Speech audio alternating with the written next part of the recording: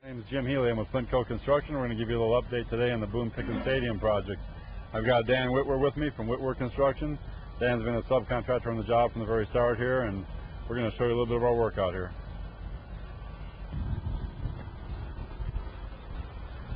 Able to see our men because there's a concrete block here in the corner. Yeah, now we're putting the backfill back in and something to that effect. Okay. Yes, I'm Dan Wittwer and with Wittwer Construction. We're out of Stillwater, Oklahoma, and very proud to be part of this project. Our involvement in this started a year ago with the excavation of the west end zone. At that time, we started digging the hole for the concrete that you see poured here now. We had about 20 employees on the project at that time involved in the excavation, the haul off of that 95,000 yards of dirt.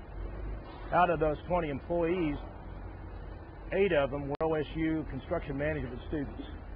And the opportunity to be involved in a project that's so significant is going to be remaining with those 8 students and graduates probably for their entire lifetime. They will be able to come back to a football game at Boone Pickens Stadium and share stories with their grandkids how they were involved in the construction of this project, and that's a rare opportunity. We spent about a month and a half digging out that 95,000 yards. We've been involved in the project ever since. Once we got the excavation done, we started some drainage work underneath the basement for storm drain, and we went to constructing the truck tunnel ramps and retaining walls on the southwest corner of the west end zone. And now, a year later, we're involved in the backfill of the basement. You can see the waterproofing against the wall here. That's to keep all of the groundwater out of the basement. And we're working in between the pier shoring system and the basement, putting back select soil to fill that gap and backfill the basement watertight. We're also involved in reconstructing the Hall of Fame, which is part of the West End Zone project, and working on that portion. Our goal is to have that opened up by the beginning of the school year next week.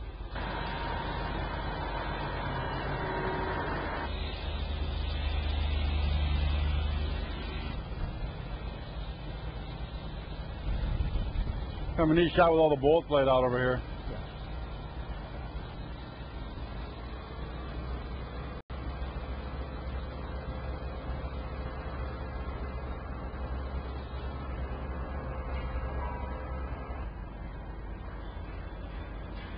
Okay, you can see that we finished up the lower bowl on the south side, and we've moved the crane off the slab, the 250-ton crane off the slab.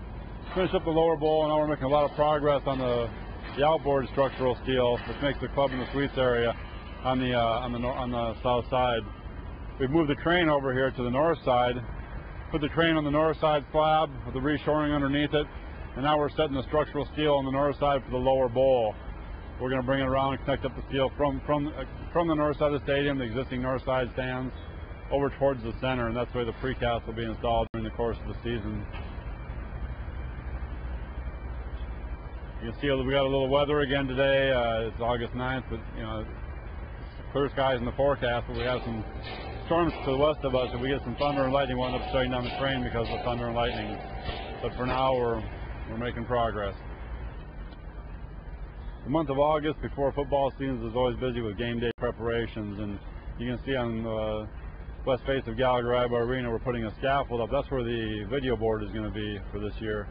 We're going to put a large video board over there, see how it works out with the sun angles during the season, and it should be a nice view for most of the stadium. Over on the west end over here, we have a camera deck up on top. They use that for filming their practices as well as some film during the game. So that stand will be up there. The west end zone will only be occupied by the people working the cameras.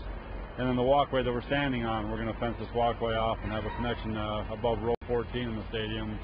That walkway will connect the north to the south side of the stadium for fans to walk back and forth.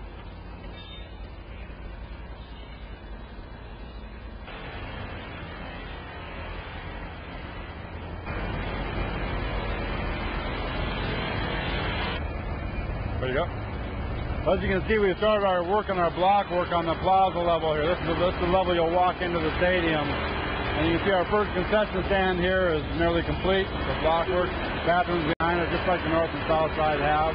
We've also started some of the storage rooms underneath the stadium. If you go off to the left hand to the left over here, you see we started blocking some of the walls for the storage areas underneath the stadium too. We poured some of the mezzanine decks up above us here. And you can see how we're connecting up to the south side of the stadium over here. There's an elevation difference between the plaza level slab where you walk in and the west end zone versus the plaza level slab on the south side and the north side. There'll be ramps and stairs that'll take you up and down to make up that elevation difference. When the mezzanine level decks connect, they'll connect at the same level, so you'll walk straight across the mezzanine. There was 3,000 yards of concrete in this structure. That's roughly 300 mixer trucks. And we're just about through with it here. We've got some finished work to do and backfill. But it's been a pleasure to be involved in this. It's not done yet.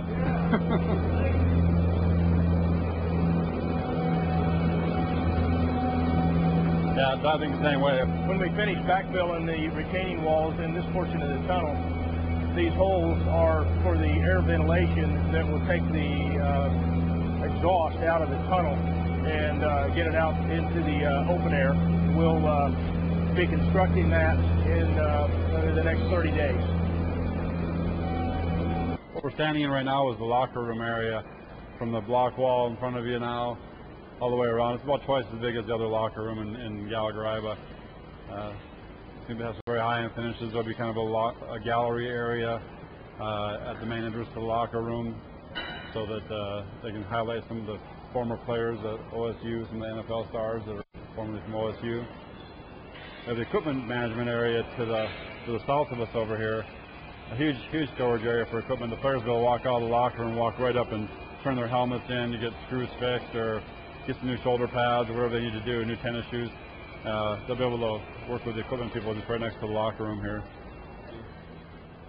But this is the rough end for the sinks and the bathroom for the locker room area. And then the lavatories and water closets are right around the corner over here. Over here we have the shower area. You see we got the walls up and a lot of the showers are roughed in already.